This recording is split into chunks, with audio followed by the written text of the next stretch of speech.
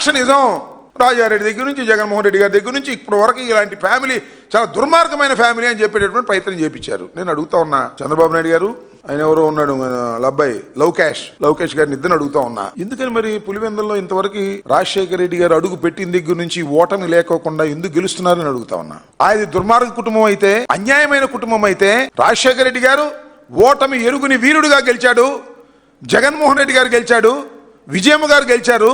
మళ్ళా అత్యధిక మెజారిటీతో మొన్న కూడా కేవలం 11 సీట్లు వచ్చాయని మీరు ఎగతాళి చేస్తున్నా కూడా పులివెందులో గెలిచాడు. ఏమండి చంద్రబాబు నాయుడు గారు, మీరు ఎందుకు గెలవలా? చంద్రగిరిలో ఓడిపోయి కుప్పానికి ఎందుకు పారిపోయారు? అక్కడ ఎందుకు తిరస్కరించారు మిమ్మల్ని? మీ అబ్బాయి మంగళగిరిలో ఇప్పుడు గెలిచాడని చెప్పుకుంటున్నారు. మొట్టమొదటి ఎందుకు ఓడిపోయాడు చెప్పడం అడుగుతా ఉన్నా. మీరు దుర్మార్గమైన పాలన చేస్తున్నారు కాబట్టి మీరు ఓడిపోతూ వచ్చారు. కానీ డాక్టర్ వైఎస్ రాజశేఖర రెడ్డి గారు కానీ ఆయన కుటుంబం కానీ ఎప్పుడు పులివెందుల్లో ఓడిపోకుండా గెలుచుకుంటూ వచ్చారు. అనేక సందర్భాల్లో ప్రయత్నం చేశారు. నాకు బాగా గుర్తు, ఒక ఎస్పీ గారు అక్కడ ఉండగా పోలీసును ఉపయోగించి రాజశేఖర రెడ్డి గారిని ఓడించాలని తీవ్రమైన ప్రయత్నం చేస్తే పార్లమెంటు సభ్యుడిగా 5,000తో గెలిచాడు. ఎంత ప్రయత్నం చేసినా కూడా ప్రజలు అంత మక్కువగా ఆ కుటుంబాన్ని రాయలసీమలో ప్రేమిస్తున్నారు. వాళ్ళని పట్టుకొని ఫ్యాక్షనిస్టులు, దుర్మార్గులు, రక్త చరిత్ర, గాడిద గుడ్డు, వంకాయ పులుసు అని చెప్పి ఏదో ఒకటి బ్రాండ్ చేసి మన జగన్మోహన్ రెడ్డి గారిని అణచాలని అనుకుంటున్నారు. మీ వల్ల కాదనే విషయాన్ని కూడా ఇక్కడ నేను ఖచ్చితంగా చెప్పదలుచుకున్నా. మీరు చేయాల్సింది ఏంటి? 2 సంవత్సరాలు అద్భుతమైన పరిపాలన చేశాం, బ్రహ్మాండంగా పరిపాలన చేశాం, అందువల్ల మీరు మమ్మల్ని ఓట్లేయండి, మమ్మల్ని గెలిపించండి. అట్టగాదంట జగన్మోహన్ రెడ్డి గారు రానిమాకండి, జగన్మోహన్ రెడ్డి గారిని ఓడించండి. ఈ భజన కార్యక్రమం చేస్తున్నారంటే కాన్ఫిడెన్స్ పోయింది మీకు.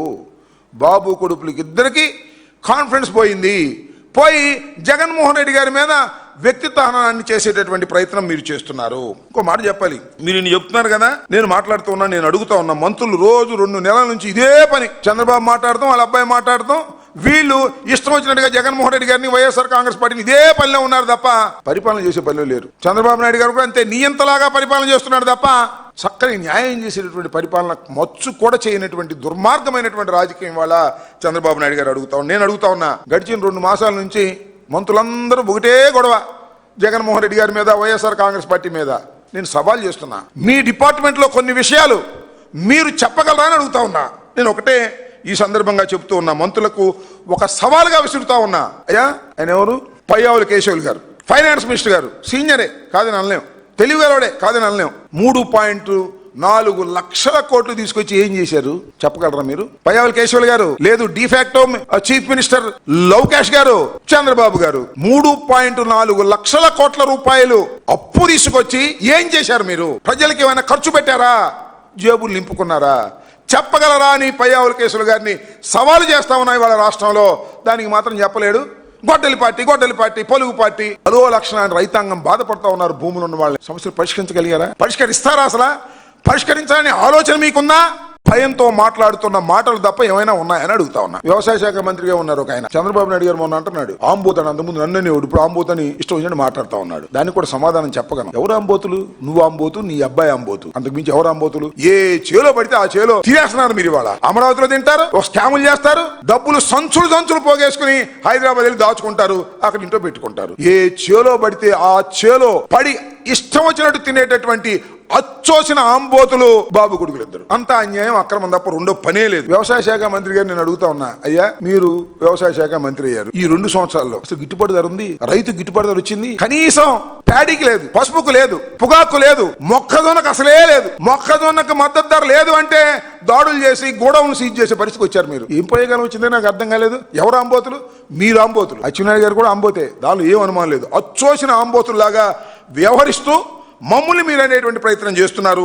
ఇది దుర్మార్గమైనటువంటి విషయం కూడా ఈ సందర్భంగా చెప్తాను. అంతేకాదు, యుద్ధం పేరు చెప్పి ధరలు పెంచేశారు. తగ్గించగలరా మీరు? పౌర సరఫరాల శాఖ మంత్రి గారిని అడుగుతా ఉన్నా, జనసేన మీరేం చెప్పారు, ఇప్పుడు ఏం చేస్తున్నారు? వైఎస్ఆర్ కాంగ్రెస్ పార్టీలో ఉన్నప్పుడు ధరల కన్నా తగ్గించి ప్రజలకు మేలు చేస్తామని చెప్పినటువంటి మీరు కూటమి ప్రభుత్వం, నేను అడుగుతా ఉన్నా, మనోహర్ గారు పౌర సరఫరా శాఖ మంత్రి గారు రేట్లు ఏమైనా తగ్గిస్తారు, యుద్ధం పెరిగింది, అదేమంటే యుద్ధం అండి, యుద్ధం వచ్చేసింది అనేటువంటి మాటలు తప్ప మరొకటి లేదు. అంతేకాదు పెట్రోల్ డీజిల్ ధరలు చంద్రబాబు నాయుడు గారు అబ్బాయి యువగలంలో వెళ్ళాడు, రాష్ట్ర ప్రభుత్వం పన్నులు తగ్గిస్తాం, కేంద్రం పెంచినా సరే రాష్ట్ర ప్రభుత్వం వేస్తున్నటువంటి పన్నులు తగ్గించి వినియోగదారులకు చౌకగా అందించేటటువంటి బాధ్యత మాది అని చెప్పారు. మేనిఫెస్టోలో కూడా పెట్టారు. లోకేష్ గారు ఎందుకు తగ్గించరండి? యుద్ధం పేరు చెప్పి తప్పుకుపోదాం అనుకుంటున్నారా? తగ్గించండి.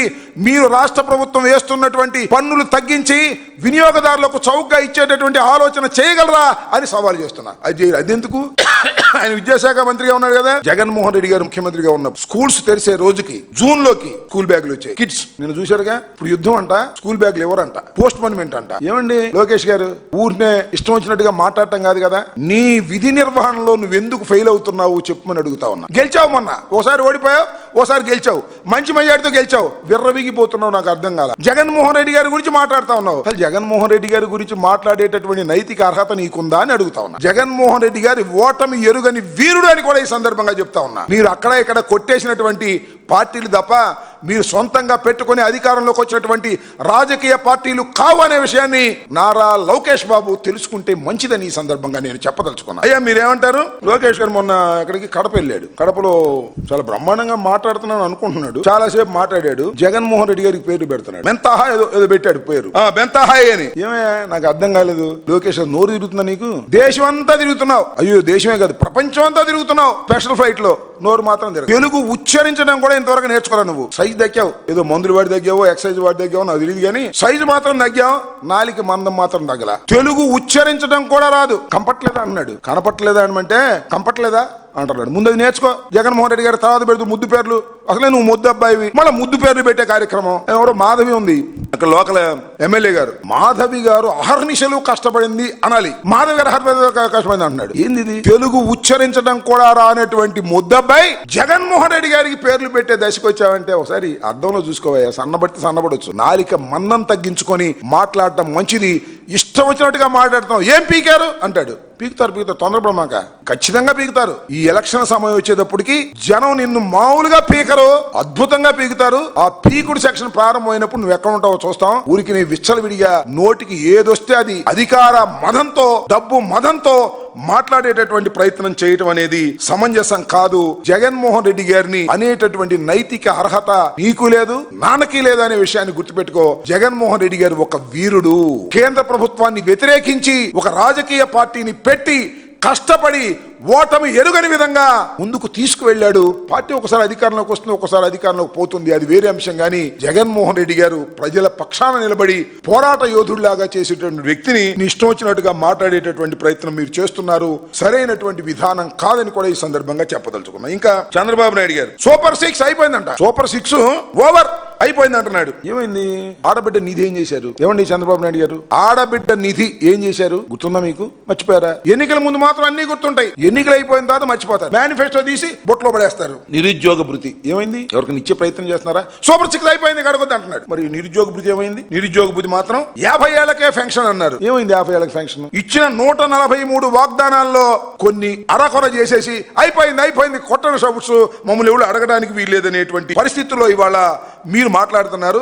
చాలా డెవలప్ అయిపోయి, ఎంత డెవలప్ అయిపోయారంటే సరే, ఇంతకు ముందు వెన్నుపోటు పోవడంలో మిమ్మల్ని మించిన వాళ్ళు లేరు. కానీ ఈ మధ్యన లేటెస్ట్ గా మిమ్మల్ని చూస్తుంటే చాలా గొప్పగా అనిపిస్తుంది. మొన్న ఈ మధ్యన ఎక్కడికి వెళ్ళాడు? కాకినాడ వెళ్ళాడు. కావాలి దగ్గర మత్స్యకార భరోసా కోసం మత్స్యకార దేని గురించి వెళ్ళాడు. మత్స్యకారుల దగ్గర డ్రామా వేసి మొదలెట్టాడు. ఎంత అద్భుతమైన డ్రామా అండి. చేపల పులుసు వండాడంట, చేపల ఫ్రై వండాడంట, అవి తిన్నాడంట. చేపల పులుసు చెంచాతో తిన్నాడు. చూసారా?